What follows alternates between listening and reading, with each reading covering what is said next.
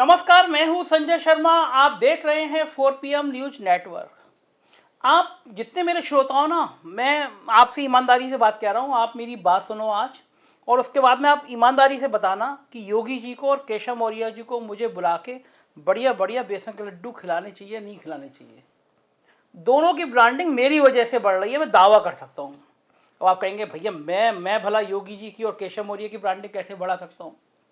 यकीन मानिए, केवल आपके 4 PM चैनल की वजह से मोदी जी ने योगी जी को और केशव मौर्य को ज़्यादा भाव देना शुरू कर दिया है।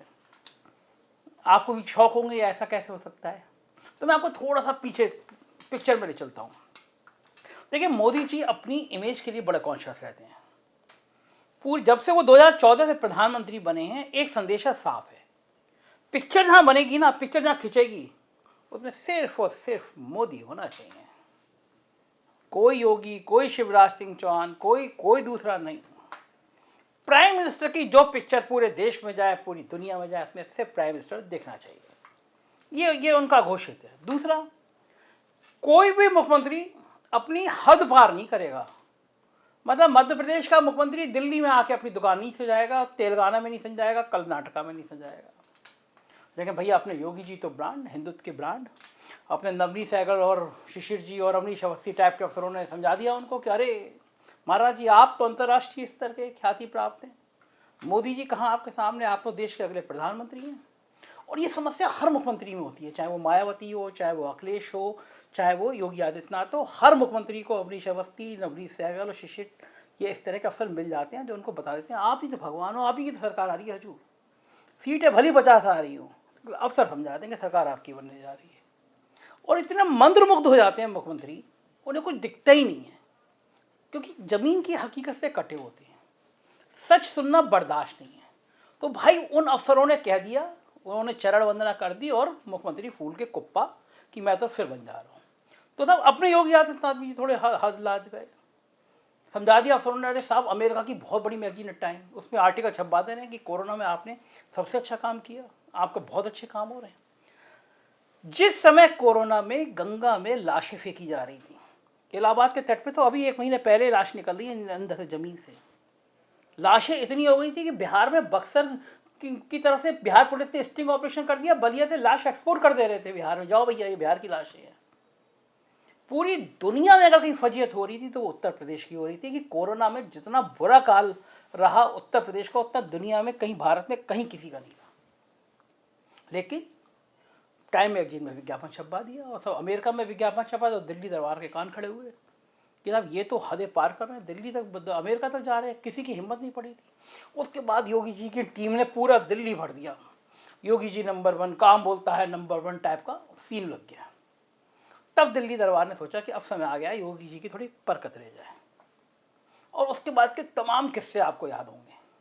सबसे बड़ा ड्रीम प्रोजेक्ट था, अयोध्या में भगवान श्री राम मंदिर बन रहा था, उसका पूजा थी, गृह पूजा, ईंट का पत्थर रखा जा रहा था, आपको याद होगा।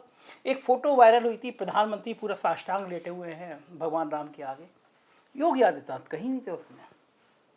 एसपी जी पहले कहते भैया थोड़ा 2 फुट पीछे रहिएगा प्रधानमंत्री से, फोटो में अपने मोदी जी आएंगे।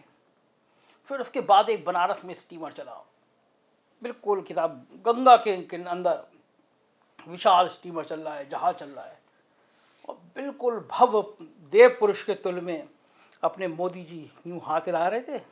और नदी के पीछे कोने में, नाव के पीछे कहीं छोटे से योगी जी नज़र आ रहे थे। मेन स्ट्रीम में, मेन फोकस में तो वो भी नज़र नहीं आए।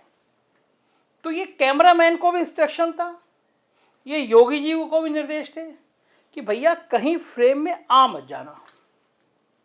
उसके बाद पूर्वांचल एक्सप्रेस में तो खासी फजीयत करा दी मोदी जी ने। आपने वो देखा ही था फोटो कि मोदी जी तो चल दिया आगे बैठ के, और बेचारे अपने योगी जी पैदल पैदल दौड़ रहे पीछे। तो वो एक मैसेज था, मतलब मोदी जी को, योगी जी को मैसेज कन्वे करना था, भाई हम बिग बॉस हैं, तो हम ही चलाएंगे टाइप का स्टाइल। तो मैं आपको लड्डू खिलाने वाली बात इसलिए कह रहा हूँ कि ये सारे मुद्दे मैंने उठाए। मुझे लगा कि योगी जी हमारे मुख्यमंत्री हैं, भगवा कपड़े पहनते हैं, ब्रांड हैं, हम उनकी इज्जत करते हैं। लेकिन मुझे बड़ा ख़राब लग रहा था, अमित शाह के घर जा रहे हैं तो वहाँ चप्पल उतरवा दी जा रही है बाहर, हर जगह भगवा कपड़ा नीचे बिछाया जाता है। अमित शाह ने, मतलब खुद अमित शाह चप्पल पहने बैठे हुए हैं, हमारे योगी जी नंगे पैर बैठे हुए हैं। ये जानबूझ कर उनके साथ किया जा रहा था, ह्यूमिलेट करने के लिए किया जा रहा था। तो हमने जब, अब किसी और चैनल की तो हिम्मत है नहीं, गोदी मीडिया है, मतलब 500 600 करोड़ में मिलते हैं, तो किसी की हैसियत नहीं है कि सच बोल दें आपके सामने। तो हम तो बिल्कुल कसम खा के बैठे हैं, जो होगा वही दिखाना है हमें आपको। बदले में आप हमारी ईओडब्ल्यू करा लो, ईडी करा लो, एसटीएफ करा लो, धमकी दे दो, हम कुछ भी करा लो, लेकिन हम बोलेंगे सच, हम भी तान के बैठे हैं। हमने सारी स्टोरी दिखाई, और हमारी स्टोरी आप जानते हो दिल्ली दरबार आजकल बहुत देखता है, उसको यूपी का सारा फीडबैक मिल जाता है, क्योंकि और तो कहीं मिलता नहीं है।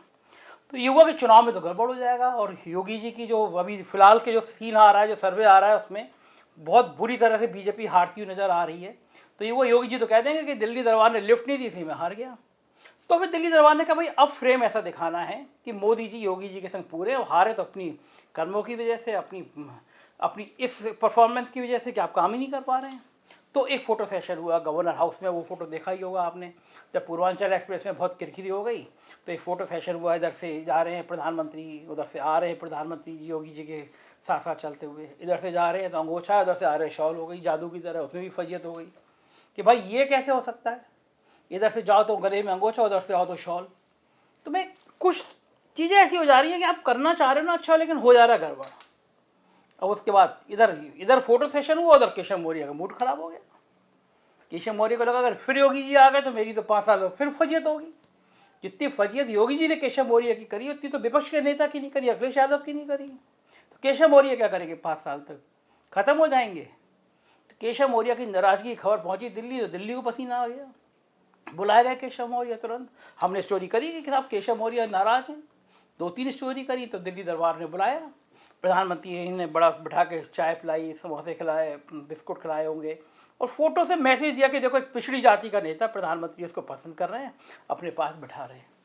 तो केशव मौर्य जी की भी जो ब्रांडिंग हुई ना, वो सिर्फ मेरी वजह से हुई, मेरे अलावा किसी ने इतना खुल के बोला नहीं केशव मौर्य जी के लिए, और इतना खुल के योगी जी के लिए भी नहीं बोला किसी ने कि योगी जी का गलत तरीके से अपमान हो रहा है। तो ये 2-3 वाक्य मैंने आपको बताया जो ये बताने के लिए पर्याप्त है कि योगी जी को बिल्कुल ओवरलुक कर दिया गया।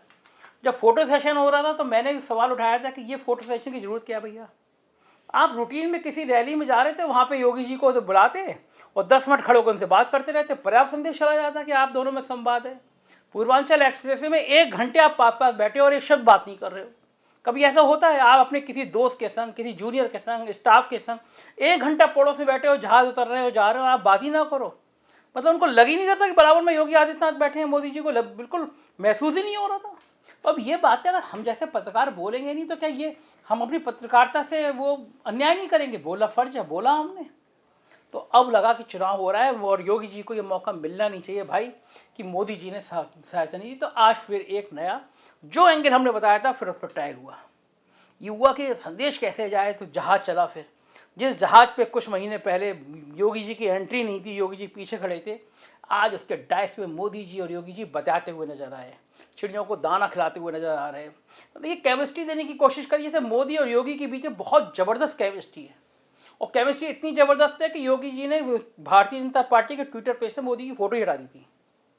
तो अब सारा रिपेयर सोच रहे हो आप कि एक जहाज़ चलेगा और जहाज़ पे दोनों जने खड़े हो जाओगे, बतियाएंगे, फिर चिड़ियों को दाना खा डालेंगे, फिर चिड़िया उड़ेंगी, फिर चैनल वाले कहेंगे देखो कितना बढ़िया सामंजस्य है, क्योंकि चैनल वाले को 2 दिन पहले आप करोड़ों रुपए दे देंगे कि तुम्हें ये स्टोरी दिखानी है। फिर टीवी चैनल वाले कहेंगे ये है जोड़ी, ये है अद्भुत जोड़ी, ये है राम लक्ष्मण की जोड़ी, ये है दिल्ली लखनऊ की जोड़ी। इस तरह की कहानियाँ आएंगी। लेकिन जनता है ना साहब, जनता सब जानती है। जनता जानती है कि दिल्ली लखनऊ की बैंड बजा रहा है, लखनऊ दिल्ली की बैंड बजा रहा है। और ये फोटो सेशन जो बार बार कभी केशव मौर्य के साथ, कभी अरविंद शर्मा के साथ, कभी योगी आदित्यनाथ के साथ करना पड़ रहा है, एक्चुअल में यही बीजेपी की मजबूरी है। जिस समय सेनाएं आमने सामने हैं, ये लोग आपस में ही लड़ने से बाज नहीं आ रहे हैं, आपस में ही टांग खिंचाई चल रही आ रही है। ये पिछड़ी जाति के नेता सब छोड़ छोड़ के भाग रहे हैं। तो आज का फोटो सेशन देख के लग तो अच्छा रहा है कि मोदी जी और योगी जी में बड़ा बढ़िया चल रहा है। काश दिल से भी इतना बढ़िया चल रहा होता, काश योगी जी दिल्ली के सपने नहीं देख रहे होते, काश दिल्ली दरबार इनके पर नहीं कतर रहा होता, तो कहानी में कुछ और मज़ा आता। अब कहानी थोड़ी सी पिट रही है क्योंकि माहौल ख़राब हो रहा है, माहौल में बातें हो रही हैं। जिस समय प्रधानमंत्री चिड़ियों को दाना खिला रहे थे, उस समय लोग कह रहे थे यही वो काशी है जहाँ पे कोरोना काल में इतनी लाशें आ गई थी कि लाश चलाने वाली मशीन हीट होके बंद हो गई थी।